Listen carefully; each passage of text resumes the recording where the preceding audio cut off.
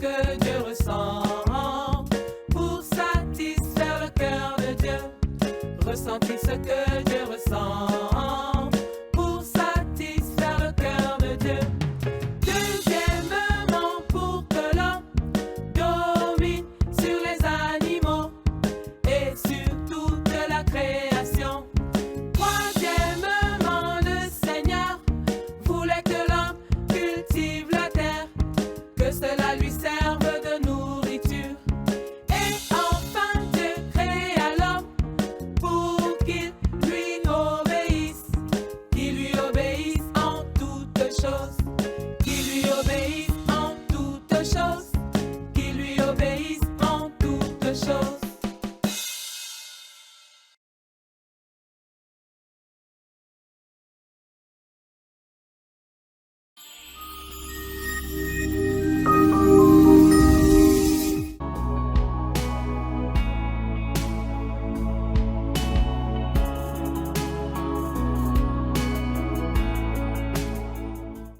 Nous sommes ici au camp international 2019 à Koumé, Bertois, Cameroun, et puis nous sommes au camp de la transition.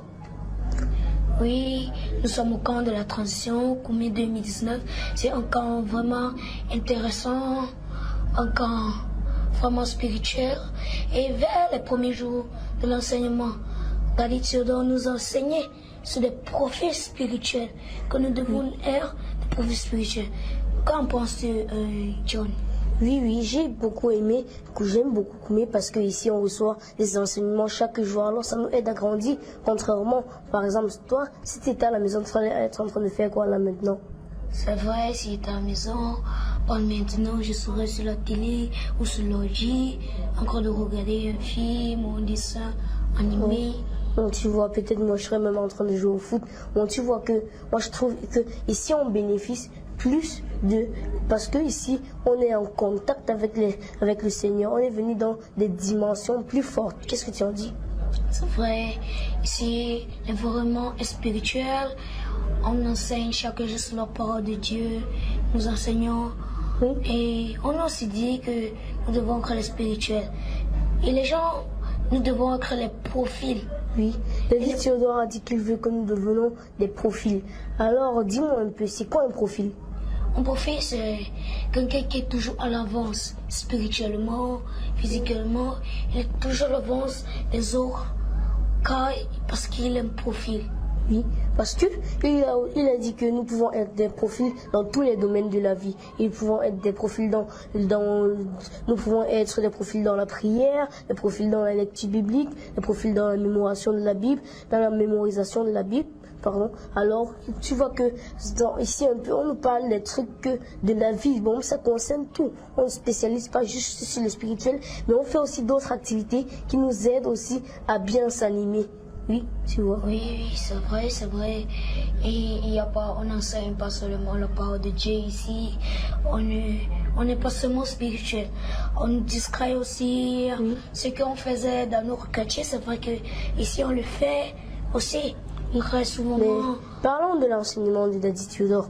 Dès le premier jour, parce que nous sommes au 6e jour du camp. Alors dis-moi un peu, qu'est-ce que tu as compris de tous les enseignements que on a reçus de Daddy Théodore et même de maman Henriette?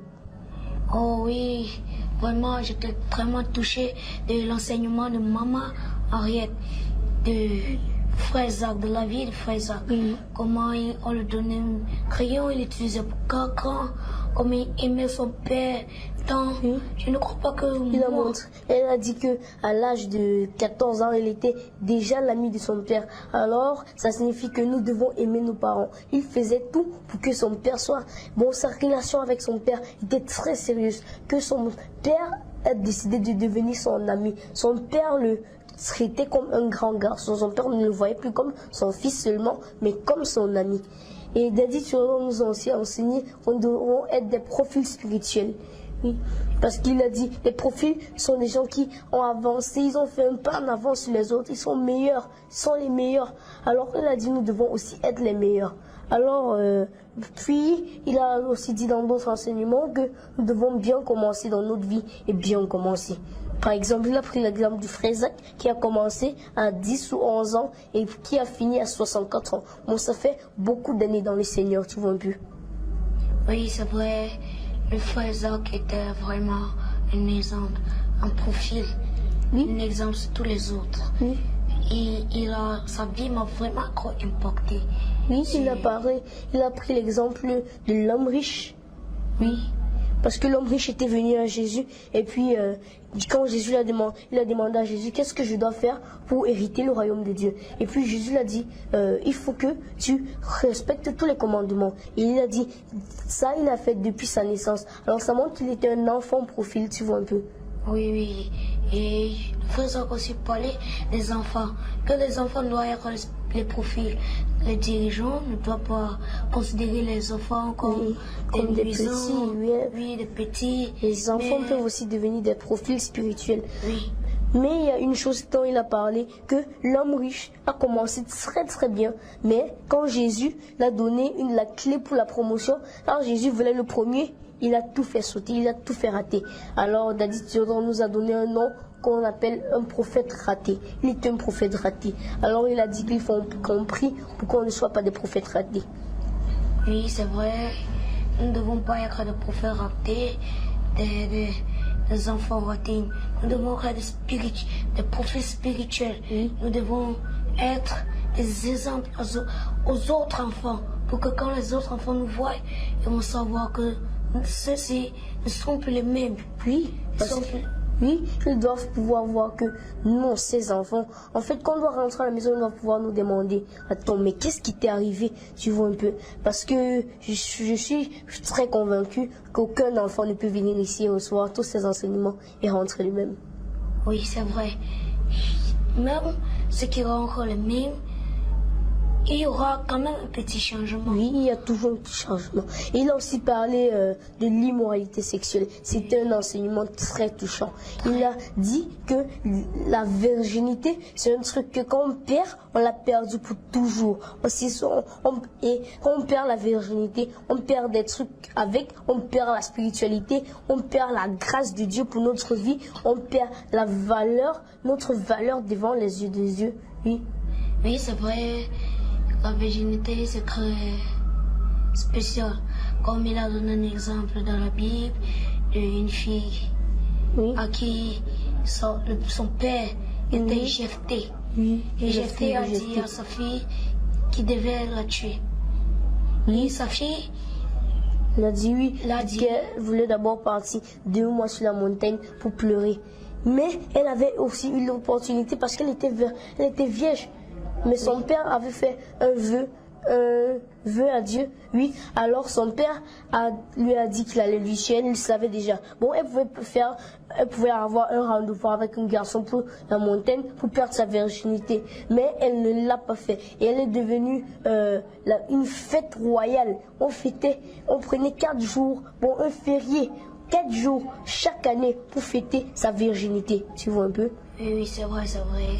C'est con. Maintenant, elle est un exemple aux autres filles.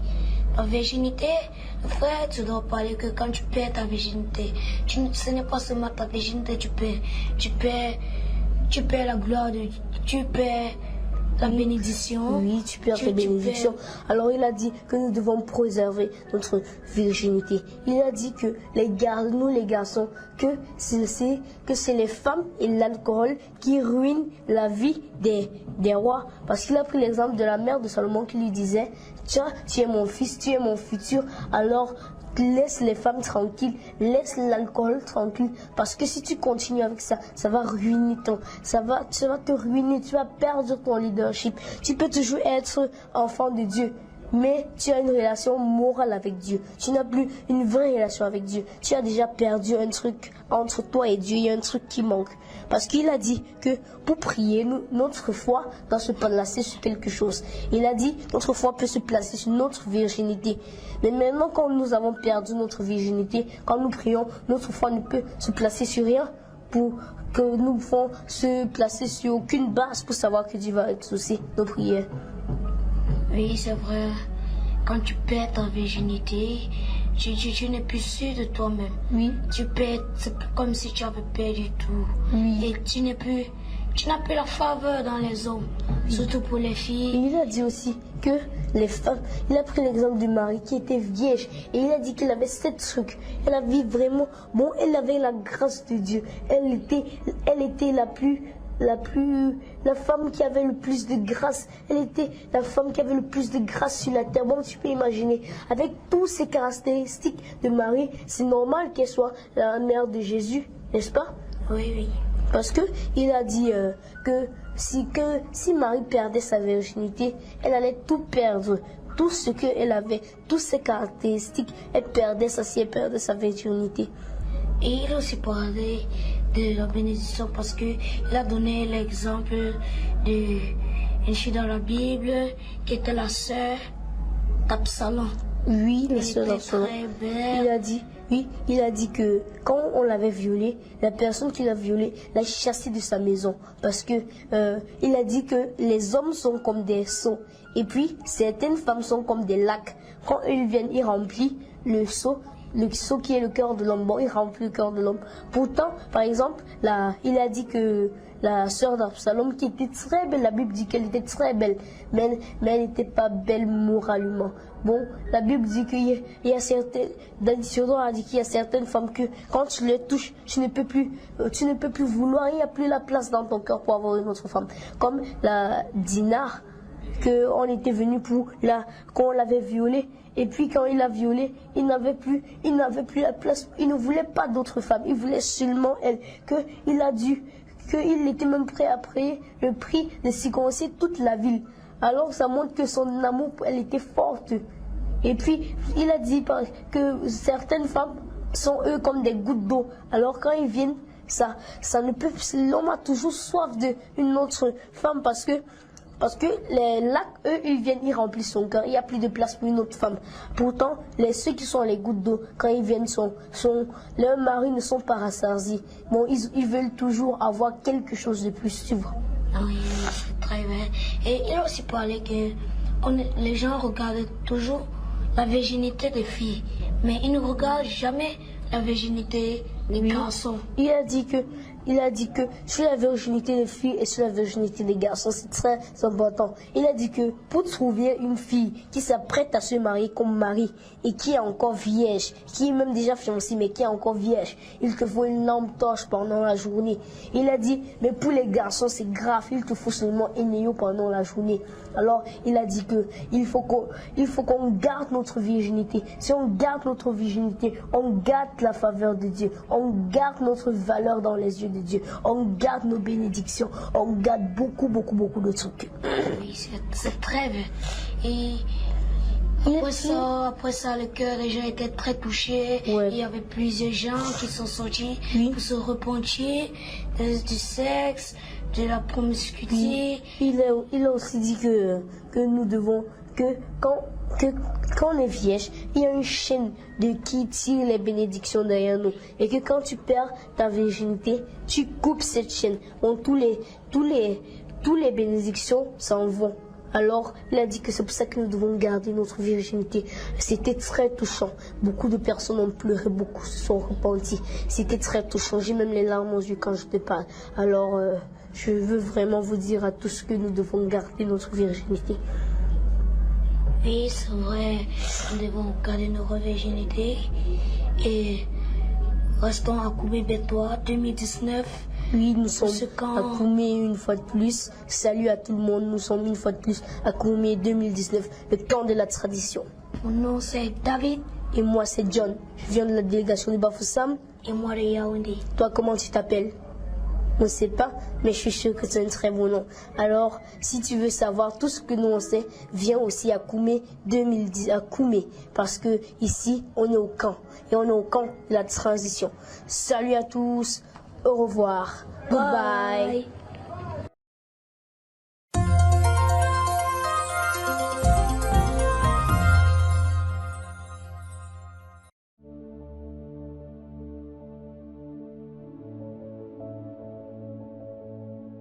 Très chers et précieux téléspectateurs, bonsoir. C'est l'heure de votre émission sur le frère Zach, sur sa vie et sur son ministère. D'après les émissions antérieures, certains ont dit que le frère Zach était leur modèle. Pour d'autres, leur prophète. Chers téléspectateurs, Aujourd'hui, nous allons vous laisser l'opportunité de découvrir encore 2 de ses disciples. Ils vous diront qui est le frère Zach d'après eux. Rendez-vous dans quelques instants.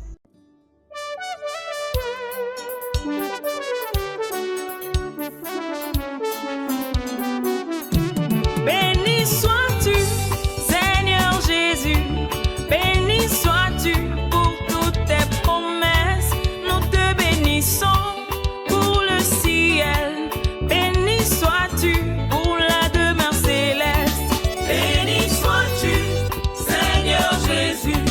Béni sois-tu pour toutes tes promesses. Nous te bénissons pour le ciel.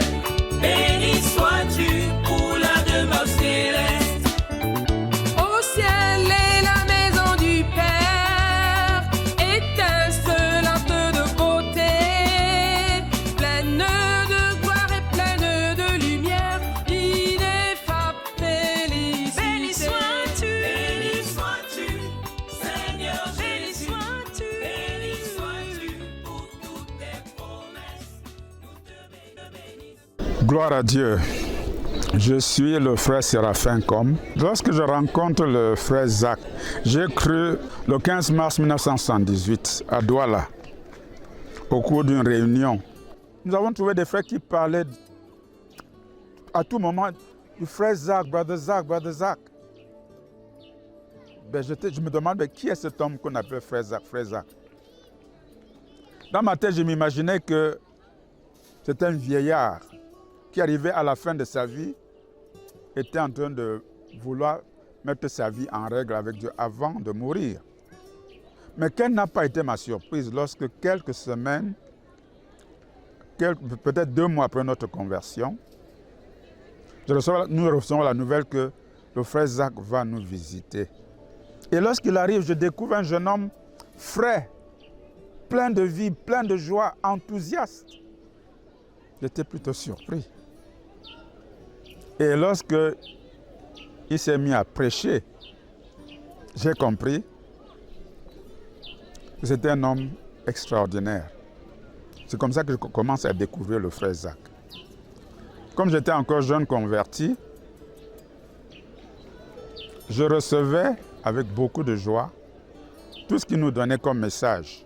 Et lorsque j'ai été présenté à lui, c'était avec beaucoup de joie. Il y avait beaucoup d'amour, beaucoup d'enthousiasme qui m'a accueilli. Il était d'autant plus content que, en tant qu'enseignant bilingue, j'avais des aptitudes à pouvoir l'interpréter dans notre église naissante à Douala. Donc peu après, je suis devenu le premier interprète de l'église de Douala. Et ça m'a permis de m'attacher davantage au frère Zach. Environ 2 à 3 mois après l'avoir rencontré, en 1978 toujours, après l'avoir rencontré, j'avais à présenter mon examen de licence à l'université de Yaoundé. Je devais aller passer quelques jours pour la partie écrite de l'examen. Et pendant que je me préparais pour le voyage, je sens une voix qui me dit dans mon cœur, ce voyage que tu entreprends à Yaoundé, si tu vas loger, soit avec tes amis, soit dans ta famille, tu vas perdre la foi. Mais j'étais troublé, je me suis demandé, je vais donc aller loger où? Et une autre voix me dit, quand tu vas aller à Yaoundé pour passer ton examen, il faut aller chez le frère Zach. J'étais surpris, je me dis, je ne connais pas le frère, je n'ai pas de relation avec lui. Comment est-ce que je vais aller loger chez le frère? Je ne connais pas le chez lui. Mais je savais tout au moins que plusieurs fois le frère Zach nous avait dit qu'à Yaoundé, il habite à côté du Centre national d'évangélisation. Alors cette voix était persistante. Et elle m'a convaincu. Quand j'ai fait mes bagages, quand le moment de partir est arrivé, j'ai pris la décision d'arriver à Yaoundé et d'aller chercher la maison du frère Zach. Lorsque j'arrive donc à Yaoundé, je prends le taxi pour le Centre national d'évangélisation. Quand j'y suis arrivé, La maison était juste à côté. J'ai trouvé la sœur Prisca et les enfants qui étaient à la maison. Le frère Zach n'était pas là. Ils m'ont chaleureusement accueilli. J'étais touché par la chaleur de leur accueil et la fraîcheur qu'il y avait dans cette maison. Et dans la journée, le frère Zach qui arrivait, il m'a accueilli avec beaucoup de joie. Et c'est dans cette maison, chez le frère Zach, que j'ai découvert pour la première fois ce qu'on appelle culte familial. Moi qui n'ai pas eu le privilège de grandir dans un foyer harmonieux où il y a un père, une mère et des enfants, j'ai découvert dans cette famille la chaleur qu'il y a dans une famille chrétienne. J'ai découvert dans cette famille l'importance qu'il y a à se lever en tant que famille le matin, aller rencontrer Dieu autour de sa parole avant de commencer la journée. Douala étant une très jeune église à l'époque, on n'avait pas encore enseigné sur le culte familial. Donc c'est chez le frère Zach que je découvre pour la première fois le culte familial. Et son attachement pour moi était particulier, son amour pour moi était particulier. Lorsque nous nous séparons, si je ne me trompe pas, il m'a offert un don, c'était un porte-document en cuir que je garde jusqu'à aujourd'hui. Ça fait plus de 40 ans que je garde ce porte-document d'une façon très précieuse. Et chaque fois qu'il descendait à Douala, c'est moi qui l'interprétais. Et il me confiait également la traduction de nos premiers traités tels que Comment connaître Jésus, Dieu t'aime. J'ai participé à la traduction de ce traité dans les années 78. Une autre chose que je voudrais souligner, le frère Zach a été plus qu'un père pour moi. Je suis venu au Seigneur Jésus étant chargé de toutes sortes de frustrations au niveau de ma santé, au niveau de ma famille. J'étais un enfant frustré. J'ai connu mon père à l'âge de 16 ans. Et c'est moi qui suis allé le chercher. Donc il y avait cette frustration de n'avoir pas connu la chaleur de la famille, la chaleur de l'amour des parents. Et c'est à travers ma relation avec le frère Zach que ce vide a été comblé. Je n'oublierai jamais certaines situations que j'ai connues avec le frère Zach, notamment quand nous sommes allés en mission au Congo démocratique, à Kinshasa. Nous avions rendu un ministère, c'était dans un grand espace où il y avait eu la foire à Kinshasa. Et pendant la pause, le frère Zach m'a pris par la main comme un enfant et on s'est mis à faire les 100 pas sur l'air de la foire. On causait d'une façon très intime. Je me sentais comblé à l'intérieur. C'était plus que l'amour d'un père. Ça, c'est l'une des circonstances où j'ai été profondément touché par l'amour du frère Zach, son affection pour moi. Une autre occasion, c'était à Brazzaville, République du Congo-Brazzaville. Nous avions fait une mission là-bas du 7 au 11 octobre 2005. Je n'oublierai jamais cette mission. Nous sommes arrivés le 7 octobre au matin.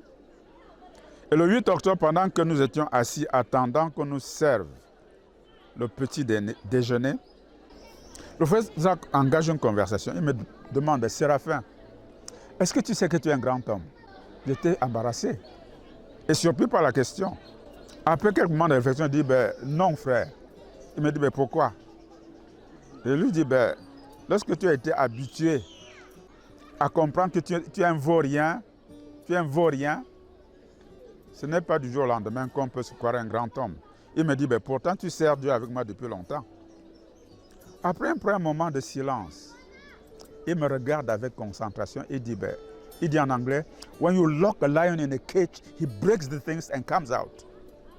C'est-à-dire quand tu enfermes un lion dans une cage, il casse la chose et il sort. Je comprenais donc, à travers ce ministère, bref, mais combien profond, que j'étais ce lion-là qui était enfermé dans une cage et qu'il fallait casser la chose et sortir. Mais pendant qu'il priait, je sentais quelque chose se briser dans mon cœur. Et je me sentais libéré. Une libération que je n'avais jamais connue auparavant.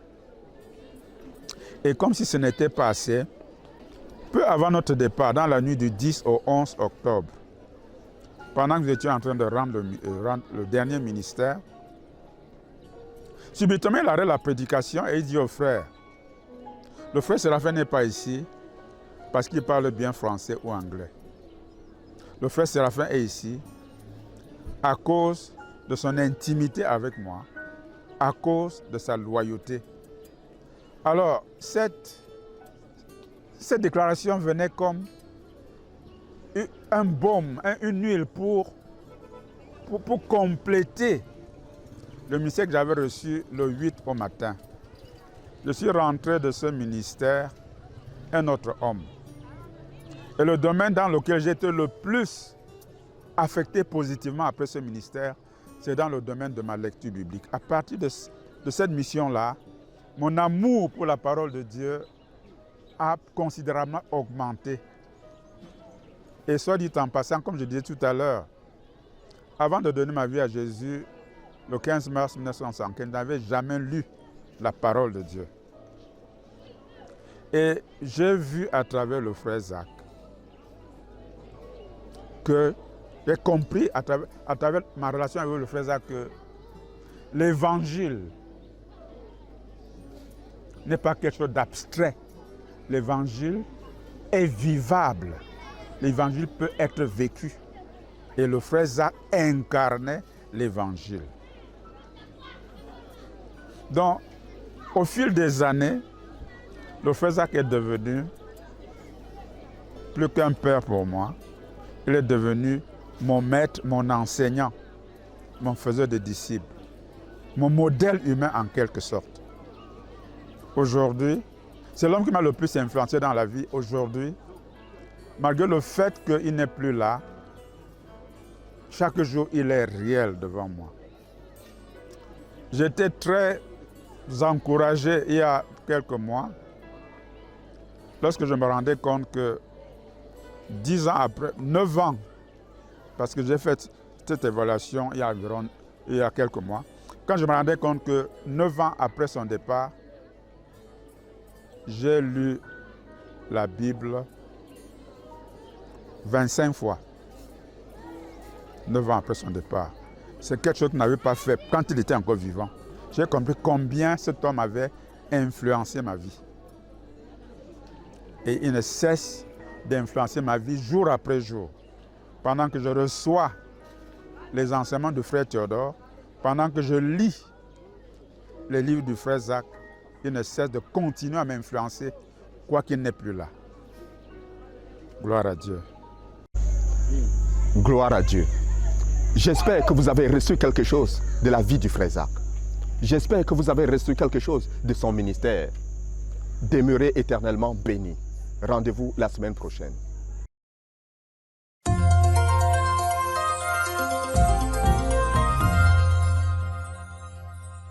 Le monde à Jésus, le monde à Jésus, le monde à Jésus, le monde à Jésus. Camp biblique international Koumé 2019. La communauté missionnaire chrétienne internationale vous invite au camp biblique international Koumé 2019 avec pour orateur principal le pasteur Théodore Andossé. Tu es jeune, élève ou en formation. Tu veux devenir un serviteur de Dieu et tu veux apprendre à servir Dieu. Bienvenue au camp biblique international des jeunes. Ce camp décennal se tient du 21 au 29 juillet 2019 sur le thème Servir Dieu. Frais de participation 10 000 francs. Camp biblique international Koumé 2019. C'est le camp de la révolution. Camp biblique international Koumé 2019. C'est le camp de la transition. Tu es pasteur, missionnaire, travailleur, étudiant, quelle que soit ta qualité ou ta profession, tu es cordialement invité au camp biblique international des étudiants qui se tient du 1er au 15 août 2019 sur le thème « Le ministère et la mission ». Frais de participation, 15 000 francs. Camp biblique international Koumé 2019.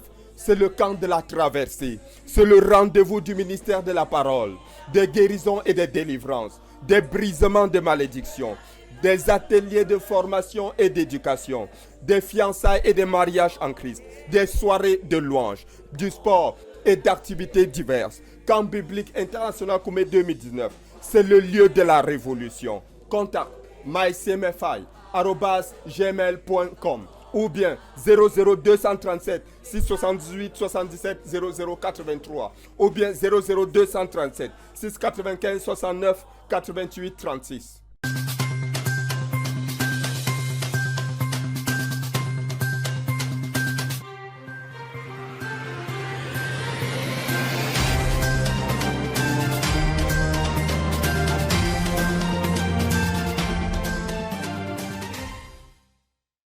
À la une de cette édition, le camp biblique international des jeunes s'est achevé à Koumé le 30 juillet dernier, après 10 jours de modélage par la parole pour façonner une génération de profils spirituels.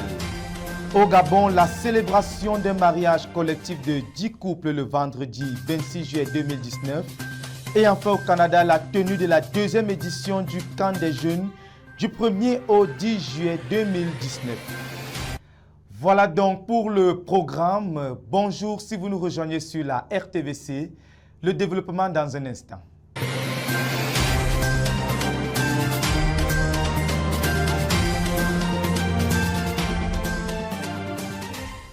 A eu lieu à Koumé du 15 au 19 juillet 2019 un siège de 96 heures, le 100e depuis la descente du quartier général à Koumé-Bertois. Fidèlement conduit par la sœur Esther Conan, il a réuni un peu plus de 200 participants. La venue du pasteur Théodore Andossé les 2 derniers jours de ce siège vient à ajouter un arôme spécial à ce moment de romance avec Dieu. Le reportage de Jacques Gauthier. La sœur Esther Conan a conduit le centre de prière et de jeûne pour la conquête du monde dans le 11e siège de prière de l'année du 15 au 19 juillet 2019 à Koumé. Environ 200 participants ont répondu présents à ce 200e siège du ministère qui a duré plus de 96 heures. Rappelons que depuis la fondation de notre ministère, le frère Zach avait organisé et dirigé 85 de ces rencontres. Après son départ dans la gloire, 15 ont été tenus à Yaoundé. Et depuis le déplacement du quartier général de notre ministère à Bertois, c'est le 100e qui est en train de faire son cours.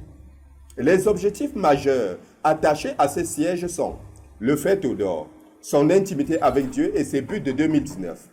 Le but de 5 millions de membres dans notre ministère en fin 2019 et le succès de la 3e convention mondiale de la communauté missionnaire chrétienne internationale. De plus, le leader est en train d'achever son 2e jeûne de 40 jours de l'année et se prépare pour les camps bibliques qui auront lieu dans quelques jours. Il faut aussi que Dieu descende à la Hope Clinic pendant la campagne médicale en cours. Voilà quelques raisons qui ont amené ces soldats de leur localité et gonflés à bloc pour livrer cette bataille d'endurance jusqu'à la victoire. La dirigeante du centre de prière a commencé comme d'ordinaire par la préparation des participants à travers les actions de grâce, les proclamations, les louanges et la consécration à Dieu. Ensuite, les fardeaux mentionnés plus haut ont été élevés à celui qui écoute les prières progressivement. Et ceci en priant ensemble, en priant en paix, dans les groupes et à travers les marches de prière. Un accent a été mis sur les actions de grâce au Seigneur qui a conduit le ministère dans chacun de ses sièges. Pour les vases utilisés pendant ces combats et les victoires remportées. Les louanges et l'adoration ont été faites à celui qui vit au siècle des siècles parce qu'il a porté le frère Théodore et ceux qui ont jeûné avec lui dans son 2e jeûne de l'année. C'est ici l'occasion de mentionner le fait que 16 personnes dans cette assemblée ont accompagné le leader dans ce long jeûne.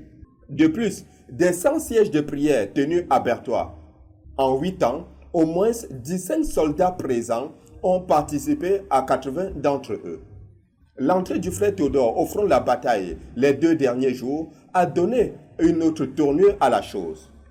Tous ceux qui ont participé à au moins 80 sièges présents sont devenus co-ouvriers permanents du centre de prière. Et chacun d'eux a reçu un don d'encouragement de 20 000 francs.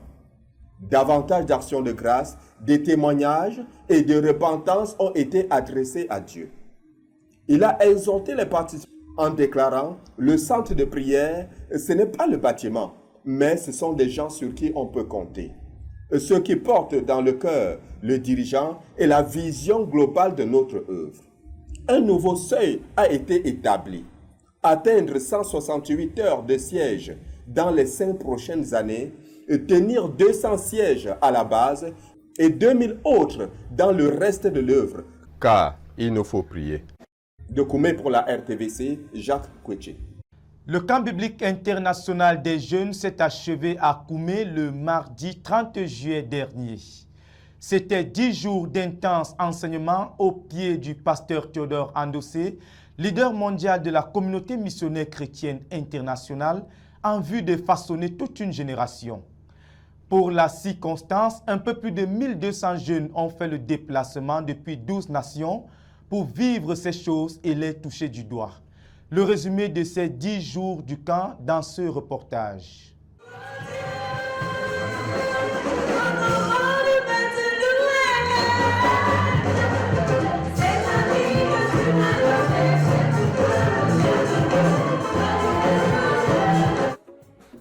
Le camp biblique international Koumé 2019 qui s'est déroulé du 21 au 30 juillet dernier a rassemblé un peu plus de 1200 participants venus de 12 nations sur le site du camp à Koumé au quartier général. Mais au-delà de Koumé ont été enregistrés en ligne environ 42 nations connectées via YouTube et un peu plus de 19 023 auditeurs. Au nombre des nations qui ont été connectées à ce camp par YouTube, on peut citer la République tchèque avec 37 vues, le Mexique avec 39 vues, la Corée du Sud avec 13 vues, Haïti, la Guyane française Sainte-Lucie, pour ne citer que celle-là. Et sur la radio en ligne, environ 2292 auditeurs dans 56 nations ont été connectés durant ce camp.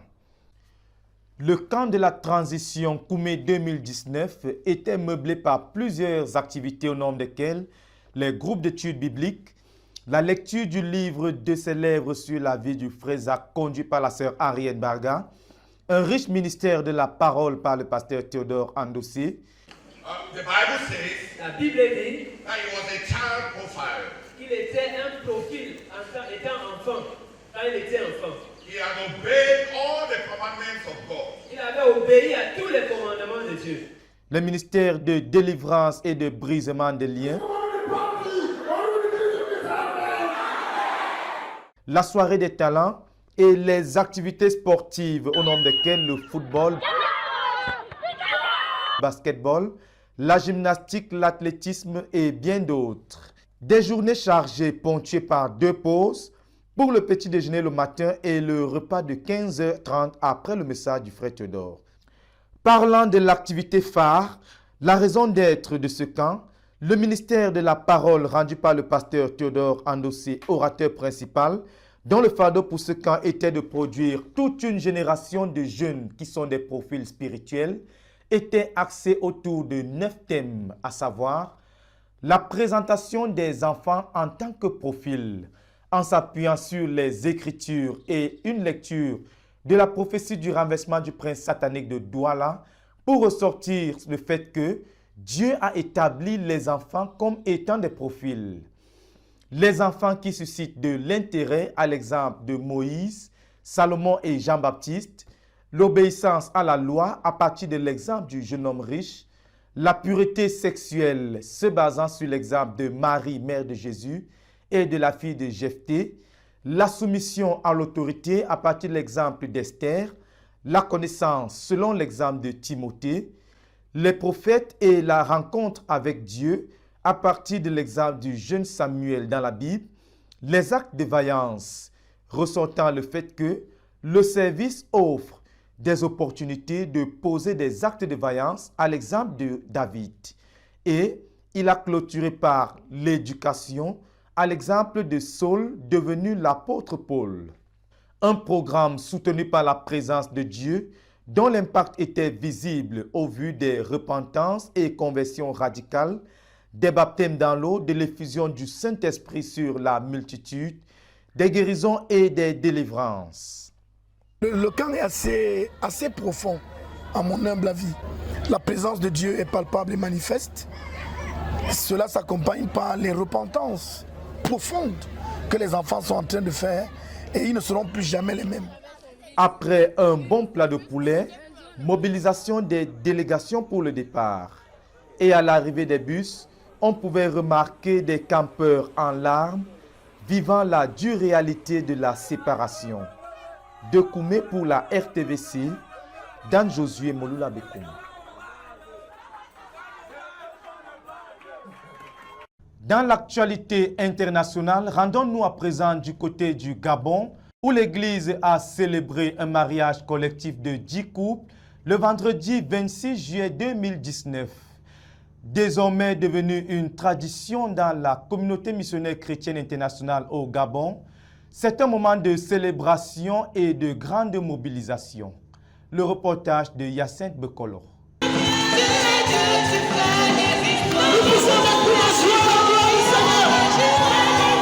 La communauté missionnaire chrétienne internationale du Gabon, en collaboration avec la mairie de la commune de Wendo, a organisé vendredi 26 juillet dernier l'union des 10 couples de cette communauté. En effet, l'église de Libreville, par le truchement de son pasteur Calvin Ekoela, a organisé 3 sessions du mariage collectif en 2018. Ce 26 juillet a été la première édition du mariage collectif de cette année. C'est dans la grande salle des cultes du site de Proxel où attendaient impatiemment parents, amis et connaissances que les 9 couples ont tour à tour fait leur entrée pour dire oui devant l'officier d'état civil, Madame Jeanne Bagou. Au rythme des chants et cris de joie, les futurs mariés et l'ensemble des invités ont célébré avec faste cet événement spécial. Après la lecture du Code civil gabonais relatif au mariage, notamment les articles 252, 253, 254, 259, l'édile de Wendo a procédé à la célébration des mariages. Acceptez-vous de prendre pour épouse les dames ici présentes? Question rituelle à laquelle les futurs époux ont répondu à l'unisson « Oui, je le veux ». Elle a ensuite invité les futurs mariés à fixer leurs anneaux sur les annulaires de leurs partenaires avant de les féliciter pour le choix responsable opéré en ce jour.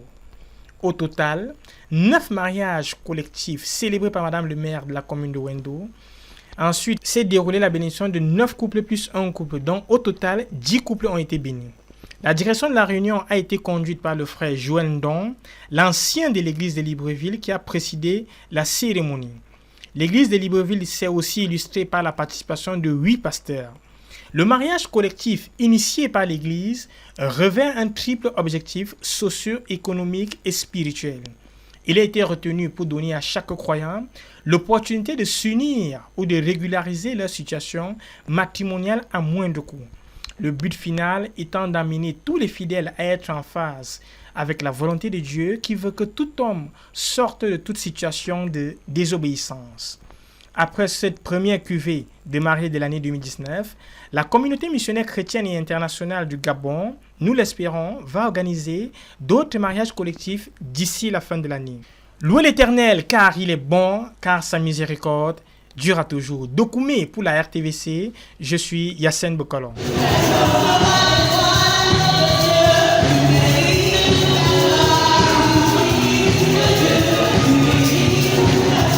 Toujours dans l'actualité internationale, la CMCI Canada a organisé du 1er au 10 juillet 2019 la deuxième édition du camp des jeunes de 14 ans et moins. Il a rassemblé des jeunes venus de différentes régions du Canada et de la Belgique. Un camp également marqué par la cérémonie de graduation de l'Académie des jeunes leaders. Un reportage de Kisha Namdi pour la RTVC Canada.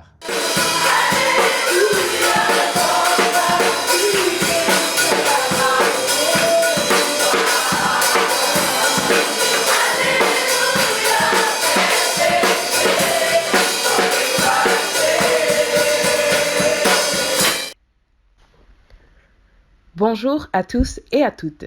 Le mois de juillet 2019 passé fut un mois dynamique pour les assemblées de la CMCI du Canada.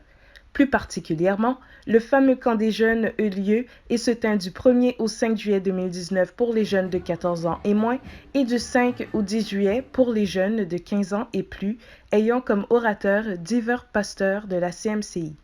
La cérémonie de graduation de l'Académie des jeunes leaders se tint également lors du camp de cette année. Les jeunes des assemblées de Gatineau, d'Ottawa, de Toronto, de Montréal, de l'Est du Canada ainsi que de la Belgique se rassemblèrent au camp biblique Capernoué pour recevoir des enseignements enrichissants et être transformés. Si on est en train de parler, Dieu est en train de te parler, le message est en train d'être donné, il faut que tu sois, ton intention soit arrivée sur celui qui est en train de prêcher. Comme ça, tu vas bien comprendre ce qu'il est en train de dire. Amen. Amen. C'est à travers les enseignements, les moments de louange autour du feu de camp, les activités récréatives et la communion fraternelle que des jeunes furent touchés par la présence de Dieu et qu'une dizaine de jeunes passèrent par les eaux du baptême. Gloire à Dieu.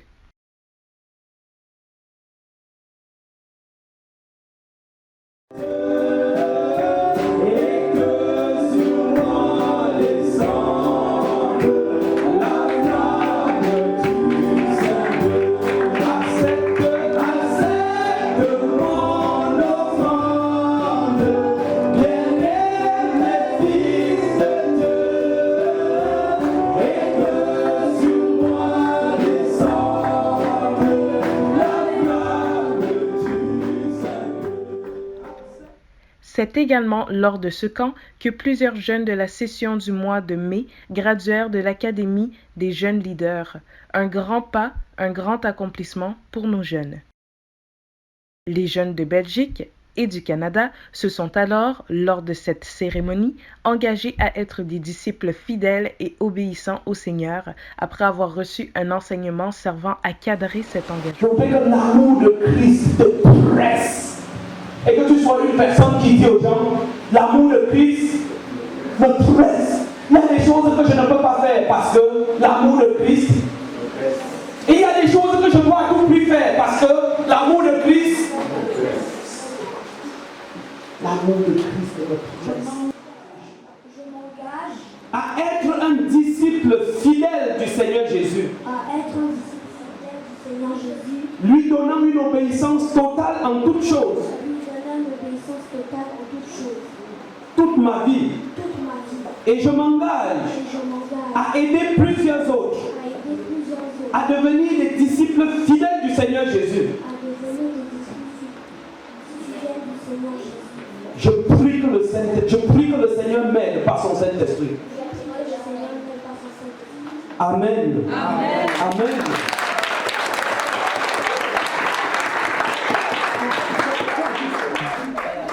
C'est ce qui complète le reportage du mois de juillet 2019. Kisha Namdi pour la CMCI de Montréal. Déjà 27 jours écoulés depuis le début de la 11e édition de la traditionnelle croisade de prière et de jeûne pour le renversement des principautés personnelles et familiales dans l'œuvre en Côte d'Ivoire. Ayant débuté depuis le 3 juillet dernier, c'est un programme national se déroulant simultanément dans les différentes régions du pays où l'œuvre est représentée. Un bilan de la croisade nous est donné dans ce reportage de Pascal Béori. Venez, venez, venez voir,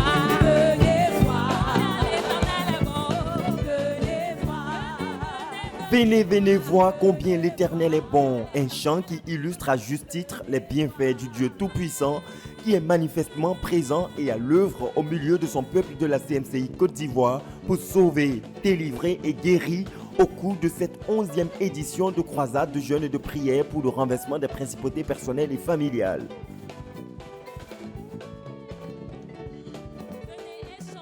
Depuis le 3 juillet dernier, ils sont en moyenne plus de 5000 participants qui se joignent chaque jour au siège principal de la CMCI Côte d'Ivoire assise à Abidjan pour recevoir les orientations du Seigneur en vue de leur efficacité dans cette période de bataille rude contre les principautés, et ce, sous la direction du pasteur Boniface Meignet, leader national de la CMCI en Côte d'Ivoire. Toute porte fermée devant toi s'ouvre. Every door closed before you, be open. Que toute porte fermée devant toi s'ouvre. Every door that is closed before you, be open.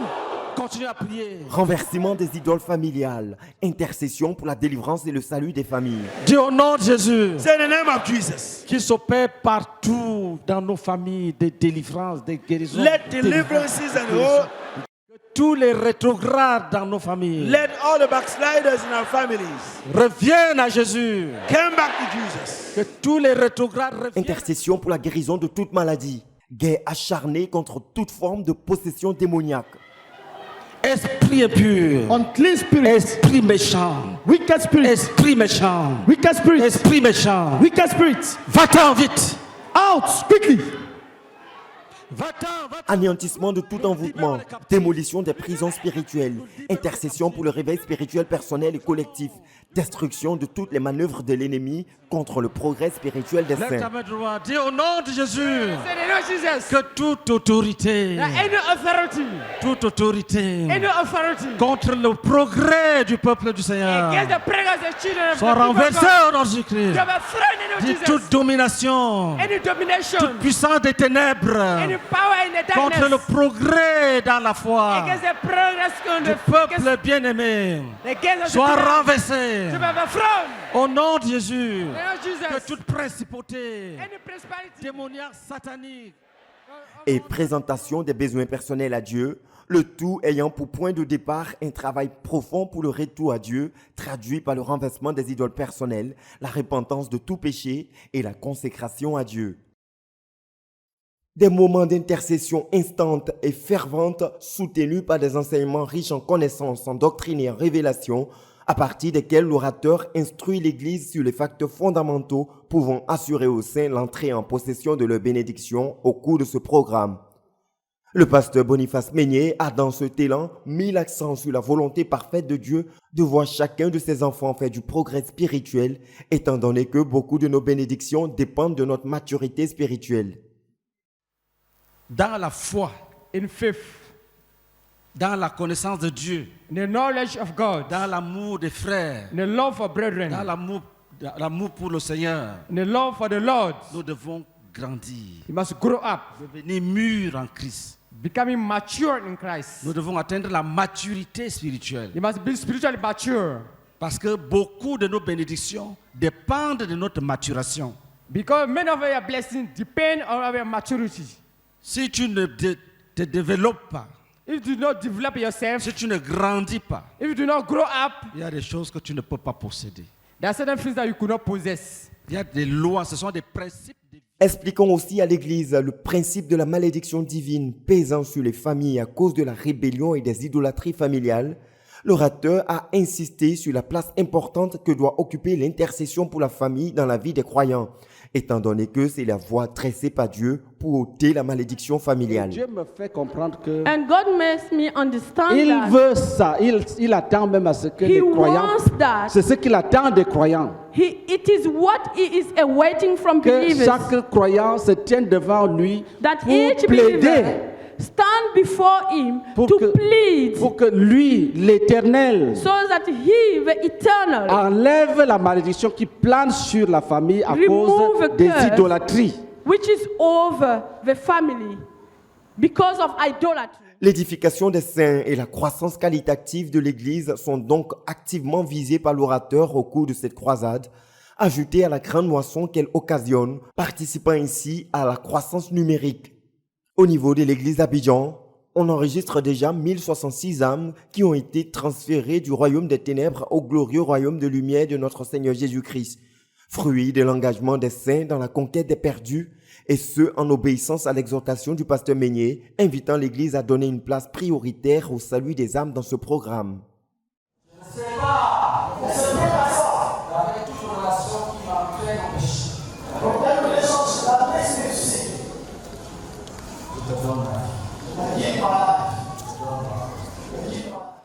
La joie produite par ces grandes moissons quotidiennes se mêle avec les louanges et les actions de grâce découlant des 1382 témoignages de conversion, de délivrance, de déblocage et de bénédiction de tous autres rendus par les saints au cours des 27 sessions de prière déjà écoulées. De quoi enflammer les sémeurs de Côte d'Ivoire qui, au cours de chaque session, conduisent l'assemblée à célébrer le Dieu vivant par des pas de danse, agrémentant des cantiques rappelant à l'Église les merveilles du Seigneur, tout en exaltant sa toute-puissance, sa grandeur, sa bonté et sa fidélité qui dure à jamais.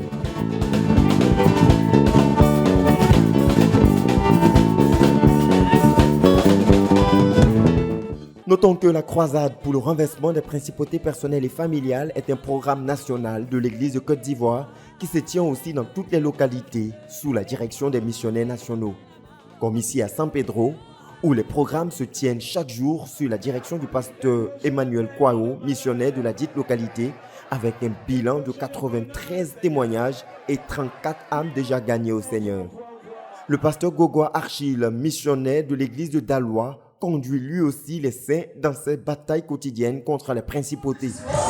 Que tous les dévoreurs, derrière les phénomènes inexplicables, les pertes d'argent, soient jugés. Tous les dévoreurs, derrière les réparations inutiles, soient jugés. Du salut abondant des âmes aux grandes délivrances et guérisons miraculeuses déjà enregistrées, sans oublier les riches révélations contenues dans les messages donnés par le Seigneur à son peuple. Les croisades pour le renversement des principautés occupent une place prépondérante dans les programmes de l'Église de Côte d'Ivoire, au regard des grands bénéfices qu'elle apporte en termes d'édification et de croissance qualitative et numérique. Cette édition 2019, qui a déjà vu s'écraner 27 journées à la date du 29 juillet, se poursuit jusqu'au 11 août 2019. Pour la RTVC Abidjan, Pascal Béhori.